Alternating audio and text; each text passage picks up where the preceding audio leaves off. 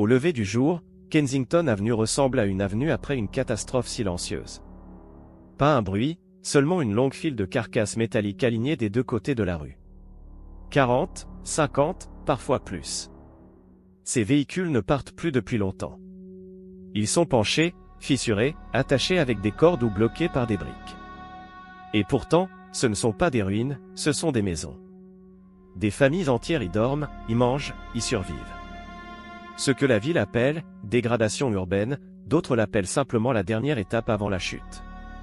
Personne ne se réveille un matin en se disant qu'il vivra dans une vieille caravane. Le chemin est toujours progressif, presque invisible au début. Une réduction d'horaire parce que le restaurant où tu travailles ne tourne plus assez. Une réparation de voiture impossible à retarder, $900 que tu n'as pas.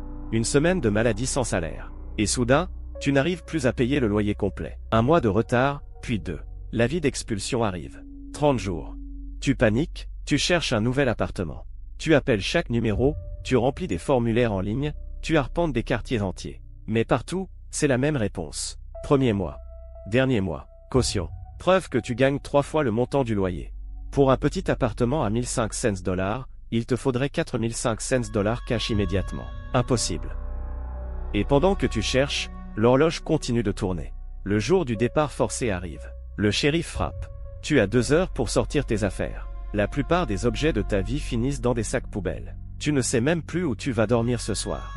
Et c'est là que quelqu'un te parle d'une vieille autocaravane mise en vente sur Internet. Elle date de 1995, elle sent l'humidité, mais elle a un toit. $3,000. Tu vides tes économies, tu empruntes ce que tu peux, tu retires même le peu que tu avais mis de côté pour ta retraite. Tu signeras pour n'importe quoi, parce que cette boîte métallique devient soudain le seul endroit où personne ne peut t'expulser. Au début, l'illusion fonctionne. Tu te dis que ce n'est que temporaire. Quelques mois, le temps de reprendre ton souffle. La caravane te donne l'impression d'avoir un chez toi. Une petite cuisine, un lit étroit, un espace où poser tes sacs. Mais cette illusion se brise vite. Vivre en caravane, c'est payer sans arrêt pour une maison qui tombe en morceaux. Chaque semaine, quelque chose lâche. Le propane pour la cuisinière et la chaleur, qui tient 5 jours en hiver. Le générateur qui réclame de l'essence. L'eau potable à remplir manuellement dans des bidons. Les eaux usées à vider, sauf qu'à Philadelphie, aucune station de vidange n'existe dans la ville. Alors tu improvises, comme tout le monde. Et chaque improvisation devient un risque. Puis arrive janvier. La température descend sous 0. Ta chauffage s'arrête. La réparation coûte $400 que tu n'as pas. La batterie rend l'âme. La plaque d'immatriculation expire. Tu roules désormais avec un véhicule non enregistré,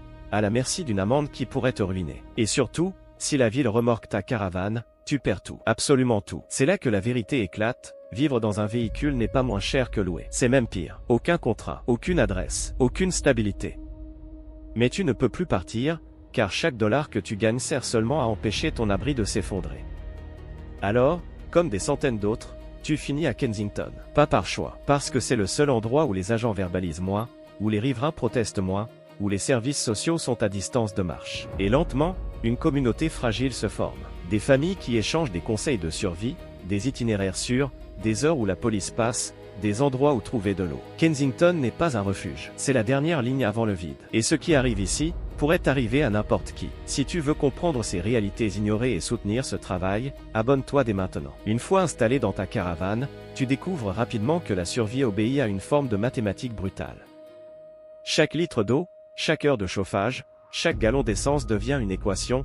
Combien peux-tu dépenser sans t'effondrer? Ton réservoir d'eau potable, par exemple, contient entre 20 et 40 gallons. Une douche de 5 minutes en consomme 10. En économisant au maximum, tu tiens 4 jours. Ensuite, tu dois remplir des bidons, un par un, dans les parcs ou les toilettes publiques. Pour un réservoir de 40 gallons, cela représente 40 voyages. 40 allers-retours pour pouvoir boire, cuisiner et ne pas sombrer dans la saleté. Et quand l'eau arrive, elle doit repartir. Les réservoirs d'eau grise et d'eau noire se remplissent aussi vite que l'eau propre disparaît. Philadelphie ne possède aucune station de vidange accessible aux véhicules d'habitation. Les habitants n'ont donc que 2 choix. Prendre le risque de parcourir 40 minutes hors de la ville pour payer une vidange, ou improviser. Beaucoup choisissent la seconde option, non pas par négligence, mais par absence totale d'alternative.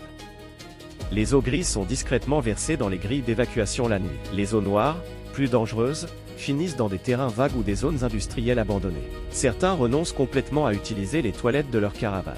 Ils dépendent alors des fast-foods, des stations-service, des bibliothèques. Ils font la vaisselle dans les lavabos publics. Ils se lavent quand ils le peuvent, parfois après des semaines.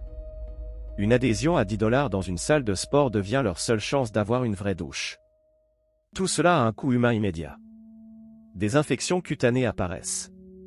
La déshydratation provoque des troubles rénaux. Le manque d'hygiène à long terme mène aux urgences, factures à l'appui. Dans une caravane mal ventilée, la moisissure s'installe dans les coins, le long des fenêtres. Quand la chaudière tombe en panne et qu'il faut utiliser un chauffage au propane, le monoxyde de carbone envahit l'air. Ce gaz inodore tue sans prévenir. À Kensington, presque tout le monde connaît quelqu'un qui a failli y passer. Parfois, quelqu'un n'a pas survécu. Puis vient l'hiver. Le froid descend sous zéro, et ta maison sur roue devient une glacière métallique. La nuit, tu te réveilles parce que le chauffage s'est coupé pour économiser la batterie. Alors tu passes d'un extrême à l'autre, geler pendant 20 minutes, puis rallumer la chaleur en espérant que le propane tienne. Une seule nuit peut coûter 18 $ de chauffage. Sur 4 mois d'hiver, cela dépasse facilement 2000 $, uniquement pour rester en vie. Mais l'enfer ne s'arrête pas en mars. L'été apporte un autre type de torture. Sous le soleil, l'intérieur d'une caravane devient un four. Pour ne pas dépasser 35 degrés Celsius, tu dois faire tourner le générateur 8 heures par jour. Cela représente plus de 60 litres d'essence par semaine.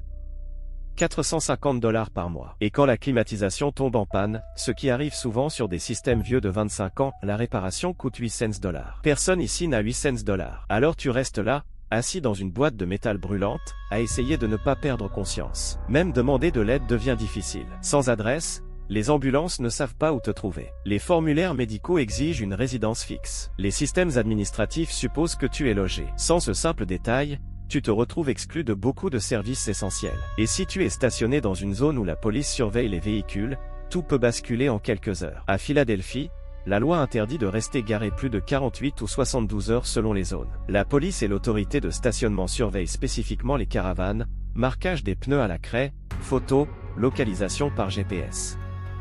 Dès que le délai expire, les amendes tombent. 50 $ la première fois, 75 la suivante, 150 la troisième. Puis vient la sanction ultime, le remorquage. Le remorquage, pour quelqu'un qui vit dans son véhicule, n'est pas une contravention, c'est une exécution. Le camion arrive, soulève ta maison, et en quelques minutes, tout est parti. Les frais de remorquage peuvent atteindre 1400 $. L'entreposage coûte 60 $ par jour. Au bout de 10 jours, si tu ne paies pas, le véhicule est vendu aux enchères. Tout ce qu'il contient, vêtements, papiers, souvenirs, médicaments, outils, économie disparaît à jamais. On t'accorde parfois 30 minutes et 2 petites boîtes pour récupérer ce que tu peux. Tout le reste est détruit. La ville, pour chaque véhicule ainsi éliminé, dépense près de 1800 $ entre la police, le remorquage et l'administration. Ce même montant pourrait financer 3 mois dans un parking sécurisé, avec accompagnement social et accès à des services de base. Mais au lieu de construire une solution, la ville choisit d'effacer les symptômes. Sauf qu'on ne peut pas effacer des êtres humains. Ils ne disparaissent pas. Ils se déplacent, encore et encore, chaque fois un peu plus loin, un peu plus isolés, un peu plus brisés. La stratégie de la ville, lorsqu'on l'observe de près, se résume en un mot simple, déplacer. Pas aider, pas loger, pas stabiliser, juste déplacer. Chaque opération suit le même rituel mécanique, comme une chorégraphie bien huilée qui coûte des milliers de dollars et ne règle rien. Tout commence par des plaintes, des commerçants qui ne veulent pas de caravane devant leur vitrine, des riverains qui craignent pour la valeur de leurs biens, des promoteurs qui ont promis des quartiers revitalisés. Alors la ville choisit une portion de Kensington Avenue, souvent 4 ou 5 pâtés de maisons où une quinzaine de véhicules sont garés. Elle imprime des autocollants orange vif, les colle sur les pare-brises, 72 heures pour partir, sinon amende, remorquage, confiscation. Le jour J, à 6 heures du matin, la scène ressemble à une opération militaire. La police arrive en premier, 4, 6, parfois 8 agents. Puis viennent les équipes du département des rues, les services de propreté, les agents des parquets de la circulation. Enfin, les poids lourds, les dépanneuses capables de soulever des maisons roulantes. On frappe aux portes des caravanes. Ceux qui dorment doivent sortir immédiatement. 15 minutes. C'est tout ce qu'on leur accorde pour déplacer leur maison si elle démarre ou pour récupérer quelques objets. Tout ce qui reste est considéré comme abandonné et finit dans les camions poubelles arrivés spécialement pour cela. La scène est toujours la même. Des propriétaires debout sur le trottoir, regardant impuissants la chaîne métallique s'enrouler autour de ce qui est, pour eux, l'unique refuge qu'ils possèdent encore. Les moteurs rugissent, les véhicules s'élèvent, leurs affaires restent enfermées à l'intérieur. Certains n'ont même pas le temps de prendre une veste, un traitement médical, une photo familiale. En 4 heures, tout est terminé. Les rues sont vides. La ville appelle cela un succès. Mais voici le coût réel de ce succès. Chaque opération coûte entre 12 000 et 38 000 $. Les heures supplémentaires de la police représentent un tiers de la facture. Ensuite viennent les équipes de voirie, de propreté, les frais administratifs, et surtout le remorquage, jusqu'à 1 400 $ par véhicule. Et à Philadelphie, ces opérations sont presque hebdomadaires. En 22 mois, la ville en a organisé 193. Total dépensé, 3,8 millions de dollars. 3 800 000 $, pour ne loger personne, n'accompagner aucune famille, n'améliorer aucune situation. Les personnes expulsées s'installent simplement ailleurs, 6 rues plus loin, ou dans un quartier encore plus isolé. Les liens qu'elles avaient créés disparaissent. Si elles travaillaient avec un service social, la connexion se rompt. Si leurs enfants étaient inscrits dans une école proche, les trajets deviennent impossibles. Leur point d'ancrage était fragile, mais réel. Le déplacement le détruit. Leur vie devient encore plus précaire. Tout cela repose sur une logique politique implacable. Il ne s'agit pas d'aider les gens, mais de les rendre invisibles. Car la ville possède bel et bien des terrains vacants, d'anciens lots industriels, des espaces sous les voies rapides, des parkings inutilisés le soir, des hectares vides recouverts de gravier et d'herbes folles. Avec un investissement minime, toilettes portables, éclairage, collecte des déchets, présence sociale, ces lieux pourraient devenir des zones de stationnement sécurisées, comme cela existe déjà dans d'autres villes américaines. Mais pour mettre cela en place, il faudrait reconnaître que la crise est structurelle, qu'elle découle de loyers inabordables, de salaires insuffisants, de gentrification agressive. Et cette réalité-là, la ville ne veut pas l'admettre. Pourtant, les solutions existent. Elles fonctionnent ailleurs. À Eugène, dans l'Oregon, le programme d'aire de repos a transformé la situation. 3 parkings accueillent entre 20 et 30 véhicules chacun. Toilettes portables, lumière, gestion de cas 2 fois par semaine. Pas de limite de temps tant que la personne progresse. Résultat, 79% des participants accèdent à un logement permanent en moins d'1 an. Le coût annuel par personne, 8 cents $. Une fraction de ce que Philadelphie dépense pour détruire des vies. À Portland, des églises et des entreprises prêtent leurs parkings inutilisés la nuit. La ville fournit les infrastructures de base. Des associations assurent le suivi social. 7 sites, capacité de 150 véhicules. Résultat, 83% trouvent un logement en 14 mois. Coût mensuel, 312 $. À Seattle, des équipes mobiles parcourent les zones connues 3 fois par semaine. Elles apportent eau, kit d'hygiène, propane, blanquet. Elles aident à obtenir des documents, des soins, des emplois, un logement. En 1 an, 217 personnes ont été relogées durablement. Taux de maintien du logement après 2 ans, 81%. Philadelphie pourrait faire la même chose. Elle possède les terrains. Les associations locales possèdent l'expertise. Le financement existe, il suffit de réaffecter les millions dépensés dans la répression. Avec les 3,8 millions utilisés pour remorquer des maisons et détruire des vies, la ville pourrait financer 10 parkings sécurisés pendant 3 ans, offrant une voie de sortie à plus de 300 familles. Mais rien ne bouge. Parce que reconnaître le problème, c'est reconnaître que le marché immobilier s'effondre pour les classes populaires. Que la gentrification chasse les résidents. Que les salaires stagnent. Que la crise n'est pas individuelle, mais systémique. Alors la ville préfère déplacer. Encore. Et encore. Jusqu'à ce que les rues soient propres aux yeux des investisseurs. Pendant ce temps, des centaines de familles tentent simplement de survivre à un autre hiver, un autre été, un autre déplacement. Elles ne demandent pas la charité. Elles demandent une chance réelle de se relever. Et cette chance, nous savons comment la créer. Il suffit d'en avoir la volonté.